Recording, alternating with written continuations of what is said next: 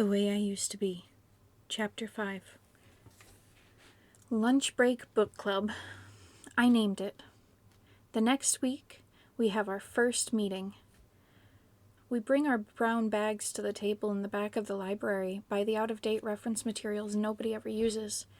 It is me, Mara, Steven, plus these two freshman girls. The one girl looks to be about 10 years old and transferred from a Catholic school at the beginning of the year. She dresses like she's still there, always wearing these starchy button-down shirts under scratchy sweaters and embarrassingly long skirts. The other girl chews on her hair. She looks so out of it, I'm not sure if she even knows why we're here. We're one short, I announce, hoping this doesn't spoil everything. Miss Sullivan looks at me like she knows just as well as I do that this is basically bottom of the barrel here. Then she looks up at the clock. The minute hand clicks on the 1. "There's still time," she says, reading my mind. "Besides, it's all right if we don't have all 6 people the first day." Just then, this guy I've never seen walks toward the table. This severe-looking guy, skinny, with pale skin and deep black hair with blue streaks that match his bright blue eyes. He wears these funky, thick-rimmed glasses, and 2 silver rings encircle his lower lip. "Wow," Mara whispers to me, grinning ear to ear. "What?" I whisper back. "Just wow," she repeats, not taking her eyes off him. "Cameron," Miss Sullivan greets him. "I'm so glad you decided to come." "Oh," he says, pulling out the chair beside Steven. Yeah, hi." "All right," Miss Sullivan begins, clearly encouraged by our new addition. "Why don't we get started? I thought maybe we could just go around the table and introduce ourselves, tell everyone a little bit about your interests and why you're here. I'll start. Obviously, I'm Miss Sullivan," she laughs. "I'm your librarian, but when I'm not here, I'm actually a real person, believe it or not. I spend a lot of time volunteering for the animal shelter, and I foster rescue dogs while they're waiting to be adopted. As far as this book club is concerned, as I mentioned to Eden, this is your club, so I want each of you to shape it. I think this will be a great way to do some reading for fun, outside the usual classroom setting, where we can have discussions and debates, talk about issues we don't normally get to address in your 40-minute classes." She waves her hand in my direction, as if to say, "You're up." I sink into my skin a little deeper. "I'm Eden. Edie, or Eden. I guess I just like reading," I shrug. "And I thought this book club sounded like a good idea," I mumble.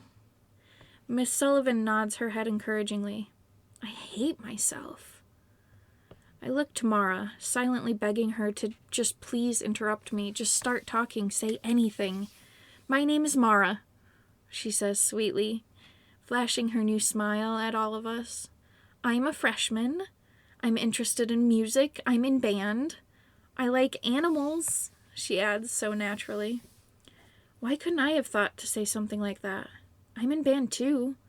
I like animals. I love animals. What else?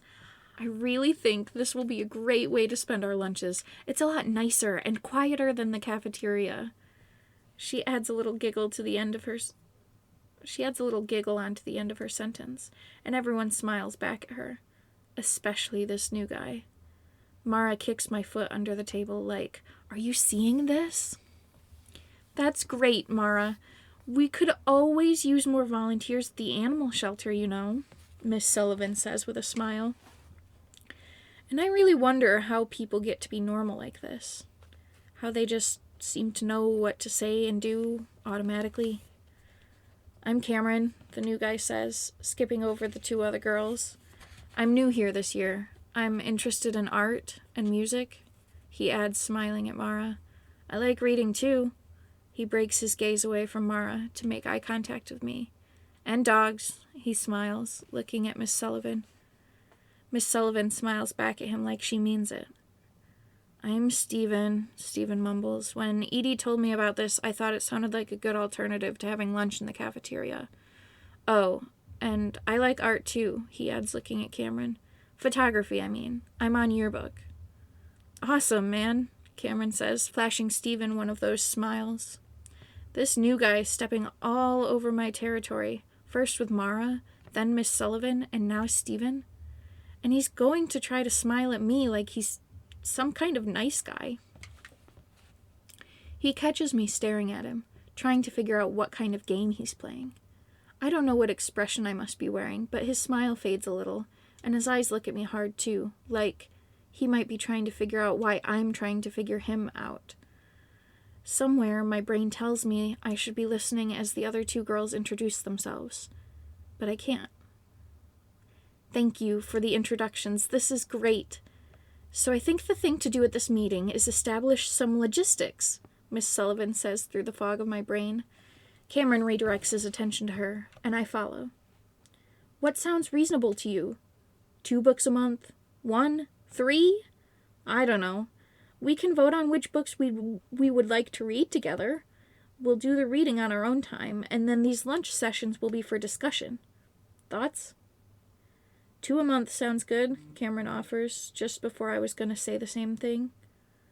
Yeah, 2 sounds right, Mara agrees, with this strange twinkle in her eye. Why not 3? Catholic schoolgirl asks. I don't know if I have time for 3 extra books with regular schoolwork and everything, Stephen says uncertainly, looking around the table for support. I agree, I say it firmly, just so I have something to say. Stephen smiles at me. He had, after all, supported me on Columbus. All right, I think we have a majority then. 2 books per month it is, Miss Sullivan concludes. Edie, this book thing was the best idea you've ever had, Mara squeals the second we cross the threshold of the outside world as we prepare to walk home after school. That guy today was like so cool. You mean the guy with blue hair and all the piercings? I ask in disbelief. It's not blue. It's black with little streaks of blue. It's awesome. He's awesome. Okay, I mouth silently. Things are about to get good, Edie. I can feel it, she says, clasping her hands together. What are you talking about? This is just the beginning. Me and Cameron. We can only get closer from here on out, right? She trails off, looking into the distance, and I know I've lost her. She's gone into her obsessive fantasizing state. Yeah, she continues, finally looking at me again, her eyes wide. We'll get to know him now that we're all doing this book thing. We'll become friends first. They always say that's better anyway. It'll be... I have to tune her out, though, because she could go on like this for hours, planning out how things will be. You noticed the way he was looking at me, right? Like, looking at me? I hear her say. Sometimes I wonder if she gets it, like Miss Sullivan and Stephen, how they just get it. Most of the time I think so, but then sometimes it seems like we're on different planets. Like now. Maybe I should dye my hair blue, she concludes, after a monologue that's lasted almost the entire walk home from school. What? No, Mara. I was just making sure you're listening, she smirks. Sorry, I'm listening, I lie. We stand at the stop sign at the corner of my street. This is where we part. I go straight, she goes left. Except I can't force my feet to move in that direction. It's like I'm in quicksand. She stands there looking at me, like maybe she really does get it. Like she knows something's wrong. Want to come over? She asks. My mom won't be home until later. I nod my head yes, and we start walking toward her street. Okay, so I won't dye my hair blue, she grins, but I am getting contacts. I already guilted my dad into it. We're going to the eye doctor next weekend. Sweet, I tell her as I push my own glasses back up over the bridge of my nose. We have no choice but to walk past his house to get to Mara's. Kevin's house. It hardly matters that he's not there.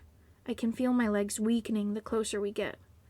I suddenly hate this neighborhood, loathe it, despise the way we're all so close that we can't get untangled from each other's lives.